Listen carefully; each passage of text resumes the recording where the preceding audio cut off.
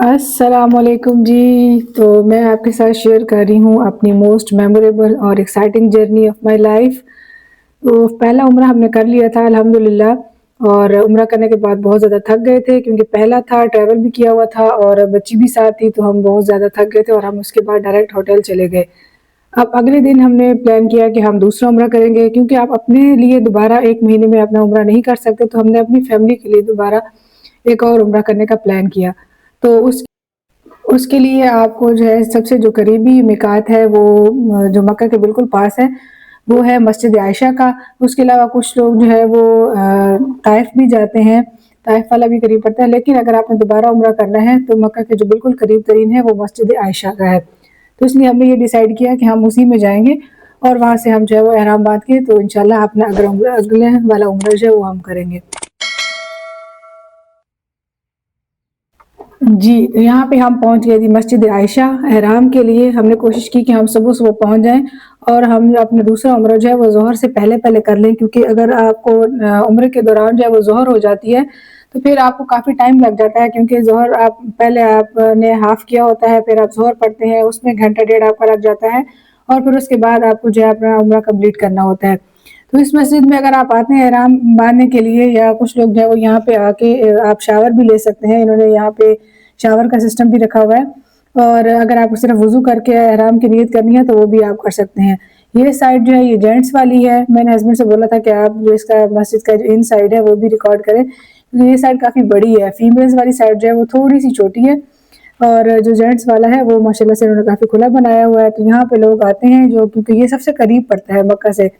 اگر آپ حرم کے اندر ہیں تو یہاں پہ تقریباً ہمیں 30 منٹ لگے تھے حرم سے یہاں تک آتے ہوئے، تو 30 منٹ کے اندر آپ چاہیں تو ٹیکسی لے کے آ جائیں، ورنہ اب انہوں نے ایک بہت اچھی سروس شروع کی ہے کہ یہاں پہ بسز بھی آتی ہیں، وہ میقات کے نام سے ایک بس چل رہی ہوتی ہے، اس کے اوپر وہ بول بھی رہے ہوتے ہیں کہ میقات، تو وہ آپ کو حرم کے بالکل پاس میں جو بس اسٹاپ ہے وہاں سے اٹھاتی ہے اور یہاں پہ لے کے آتی ہے۔ پھر اس کا کچھ ٹائم ہوتا ہے، مطلب فریکوینٹلی بسز چلتی رہتی ہے، میرے خیال میں آفٹر ایوری 30 to 40 منٹس یہاں سے بس جو ہے وہ جا رہی ہوتی ہے۔ تو جی، ہم پہنچ گئے حرم پھر سے الحمدللہ۔ پہلے ہم نے اپنا طواف کمپلیٹ کیا اور اس کے بعد یہاں سے ہم جاتے ہیں صحیح کی طرف۔ ہم کوشش کرتے ہیں کہ ہم جو صحیح کا بالکل گراؤنڈ فلور ہے وہاں پہ صحیح کریں، اور طواف کے لیے بھی ہماری یہی کوشش ہوتی ہے کہ ہم یہاں نیچے فرسٹ فلور جو ہے خانہ کعبہ کے بالکل ارد گرد یہاں پہ کریں، کیونکہ یہاں پہ ٹائم بھی کم لگتا ہے اور سکون بھی یہیں پہ، مزہ بھی یہیں پہ آتا ہے کرنے کا۔ تو پھر ہم یہاں سے طواف کرنے کے بعد ہم صحیح کے لیے چلے گئے۔ صحیح میں ہم زیادہ ریکارڈنگ میں نہیں کر سکی کیونکہ میری بیٹی بہت زیادہ تھک چکی تھی اور ہم اس کو بار بار اٹھا رہے تھے، کبھی ہسبینڈ اٹھا رہے تھے، کبھی میں اٹھا رہی تھی، تو اس کو جو ہے وہ ہم نے بڑی مشکل سے اٹھا کے اپنی صحیح جو ہے کمپلیٹ کی، کیونکہ ہم خود بھی تھکے ہوئے تھے۔ ایک دن پہلے بھی ہم نے عمرہ کیا تھا، لیکن الحمدللہ اللہ تعالیٰ نے ہمیں ہمت دی اور ہم جو ہے وہ بہت زیادہ خوش بھی تھے، ایکسائٹمنٹ میں ہم نے جلدی سے دوسرا عمرہ بھی کمپلیٹ کر لیا۔ اس کے بعد جو ہے یہ ہم پیچھے چلے گئے تھے عمرہ، کیونکہ کرنے کے بعد تھک چکے تھے، تو پھر تھوڑا سا ریسٹ بھی کرنا تھا، بچی کو تھوڑا سا کھلانا پلانا بھی تھا۔ تو یہ جو ہے یہ بیک سائڈ ہے، تو خانہ کعبہ کے ارد گرد جب آپ طواف کر لیتے ہیں تو تھوڑا سا پیچھے کی طرف جائیں تو انہوں نے جو ہے وہ یہاں پہ بیٹھنے کے لیے جگہ بنائی ہوئی ہے، اسی طرح سے سیم لیڈیز کی بھی ہے اور یہ جینٹس والی سائڈ ہے۔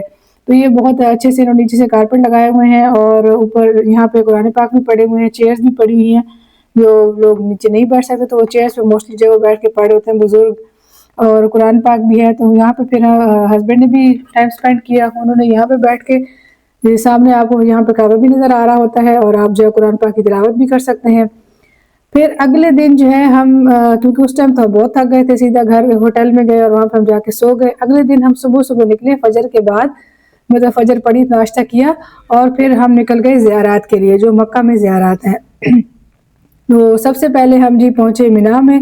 مینا جو ہے یہاں پہ آپ کو لیفٹ اور رائٹ دونوں سائڈز پہ جو نظر آ رہے ہیں یہ کیمپس ہیں، یہاں پہ حاجی جو ہے وہ لازمی ان کو 8 ذی الحج کو یہاں پہ پہنچنا ہوتا ہے۔ 8 ذی الحج میں وہ یہاں پہ آ جاتے ہیں اور اس کے بعد جو ہے 9 کو ان کو نکلنا ہوتا ہے، پہ آ کے ان کو اپنے سر کے بال منڈوانے ہوتے ہیں، پھر یہاں پہ جو ہے وہ قربانی کرنی ہوتی ہے اور شیطان کو اس سے پہلے کنکریاں بھی مارنی ہیں۔ تو وہ یہ سارے رکن پورے کرنے کے بعد ترتیب سے اس کے بعد حاجی پھر یہاں سے روانہ ہو جاتے ہیں حرم کی طرف۔ وہاں پہ ان کو کرنا ہوتا ہے طواف الافاضہ، وہ کرنے کے بعد آپ کا حج جو ہے وہ کمپلیٹ ہو جاتا ہے۔ تو यहाँ पे क्योंकि अभी ये हज के दिन नहीं थे, उम्रा के दिन थे, तो हमें ज़्यादा देर यहाँ पे रुकने भी नहीं दे रहे थे। बस हम जो है वो थोड़ी देर के लिए गाड़ी से निकले थे और खड़े होके कुछ ऐसे वीडियोज़ बनाई और फिर हम अगला जो है वो अराफात की तरफ चल दिए थे।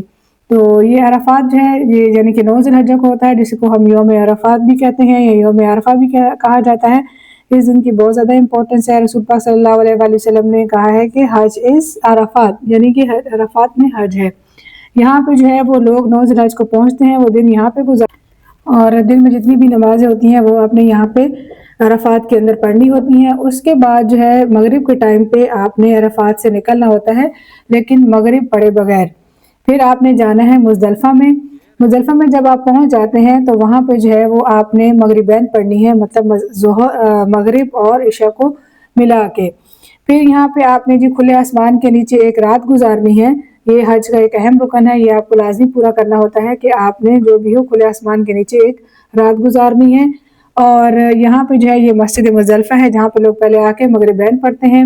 उसके बाद जो है वो उनको यहाँ से अगले दिन जो है यहाँ से लोग कंकरियाँ भी इकट्ठी करते हैं, जो कि आपको वापस मिना में जाना है जब, और शैतान को जो कंकरियाँ मारनी है तो वो लोग यहाँ से जो मुज़दलिफ़ा की ये पहाड़ियाँ हैं यहाँ से लेके जाते हैं। आपको यहाँ से कलेक्ट करनी होती हैं अपने लिए। तो ये मुज़दलिफ़ा की सारी पहाड़ियाँ हैं, यहाँ पे जी ये फुल भरा होता है। मैंने क्योंकि अभी तक एक्सपीरियंस तो नहीं किया, लेकिन लोग मुझे बताते हैं कि ये पहाड़ियों पे बंधा ही बंधा होता है। उसके बाद यहाँ पे ये मुज़दलिफ़ा में ही जबल रहमत है। इस पहाड़ के बारे में ये कहा जाता है कि हज़रत जो आदम अलैहिस्सलाम थे, उनकी यहाँ पे तौबा कबूल हुई थी। तो अब इसमें लोग जो है यहाँ से अब आप लेफ्ट की तरफ जाएँगे तो बिल्कुल इसके पीछे इन्होंने यहाँ पे सीढ़ियाँ बना दी हैं। अब आप आराम से सीढ़ियों से चढ़ के जा सकते हैं, जो बुज़ुर्ग हैं वो भी इज़िली जा सकते हैं।